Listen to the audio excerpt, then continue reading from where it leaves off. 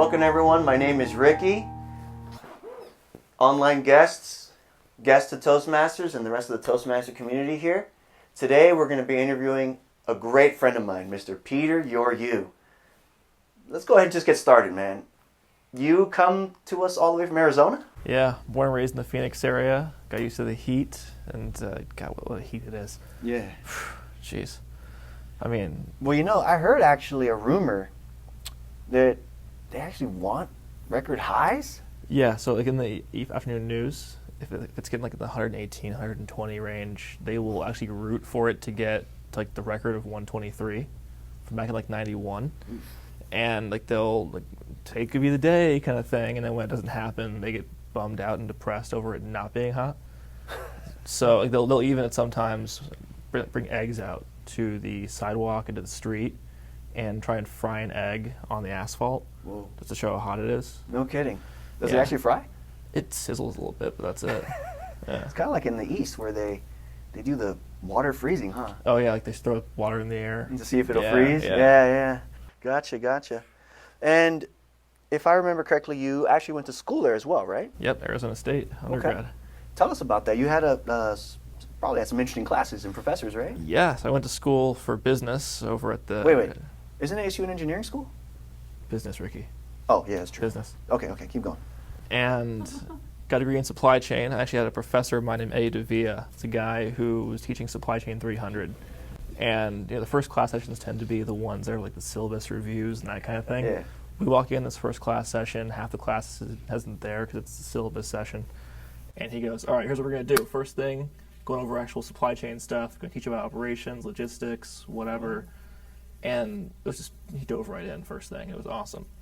The guy had a nickname for himself, or I guess a Nick phrase. Nick phrase, okay. He called himself the lovable asshole. Okay. And it was... By the way, we're going to X that. It was apparent. Like he would dish it out, but also he should go mess up at the same time. So I ended up leaving that first class session, went down to the admin office, and added that as a major right then and there. Same day. Nice. That's cool. Very cool. Yeah. And you stayed out there for a while after school, correct? But then you came out here? Correct, yeah. So I was in Phoenix for about 3 years after graduating from college. Worked for a defense company, kind of contracting company. A little too rigid for my tastes, and I kind of wanted to see a different place.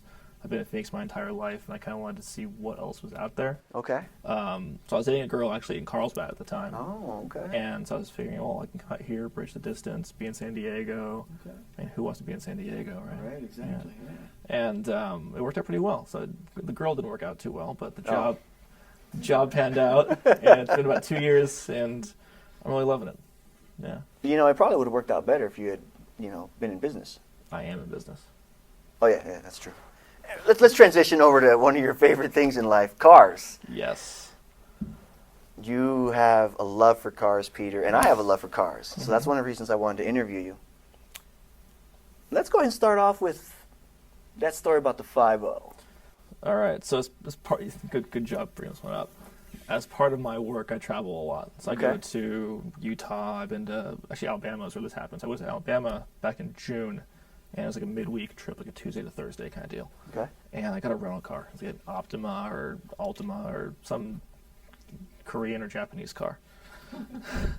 And the guy at the counter goes, here's your keys. And I go, I prefer that Mustang key you have on the counter. Oh, okay. And the guy goes, you're for, 3 days? I'm like, yeah, Tuesday to Thursday. And he goes, I'll give you the Mustang. Nice. So there I was, driving through the South in a 5-liter Mustang, listening to 80s rock. I was born on it. I was raised on it. Nice. And I couldn't have been more American if I had an eagle in the passenger seat.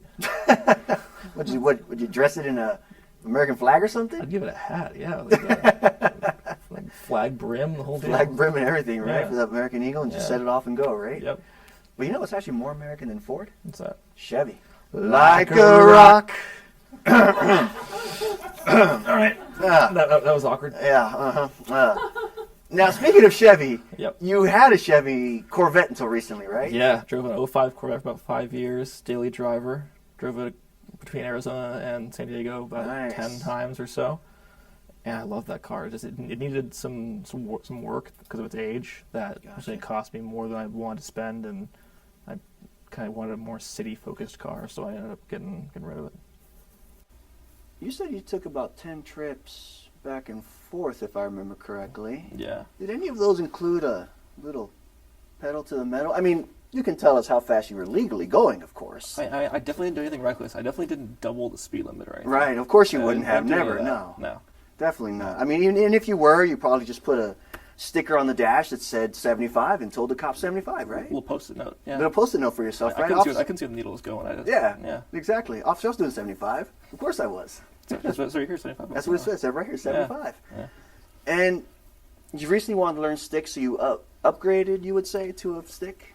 I got a little city car, one of those Fiat 500 bar things. Nice. Kind of a lot smaller than the Corvette, and it won't bottom out as much. Okay. Which is nice. Nice. But yeah, I couldn't drive stick at all. So a buddy of mine and I found this one online, and I actually went with him up to the LA area, to pick him up in LA. Okay. And then we drove up to Fresno. Whoa. Yeah. So I couldn't drive stick. I've driven it probably Whoa. 100 feet before in a stick at that point. And my buddy test drove it for me, said, yeah, it's good. Go for it. It's all you. And we did the transaction, bank deal, whatever. And he then taught me stick in Fresno. So I had about half an hour in a parking lot, half an hour on the roads. Whoa. And after that's said and done, he goes, Wow. you feeling confident? And I go, yeah, I'm feeling okay as good as I can. And he goes, all right, that's good. Glad to hear it. You're driving to LA. So Whoa. an hour of stick driving, and I'm driving to LA. And about 3.5 hours from Fresno to LA, we hit the 405 on a Friday afternoon at 4 p.m. Dude. Yep. You know there's a phenomenon in LA at that time called LA traffic? Apparently. Right? Were you nervous? Dude, I stalled the car like 4 times on the Oh, freeway. man. Probably shaking, right? Dude, it was rough. I had like calm music playing, some Enya. No rock and roll at this Dude, time? blood pressure was high. I was tense. Gotcha. Yeah. Oh, man. Dude, that must have been rough. It was a little rough. I bet. Yeah.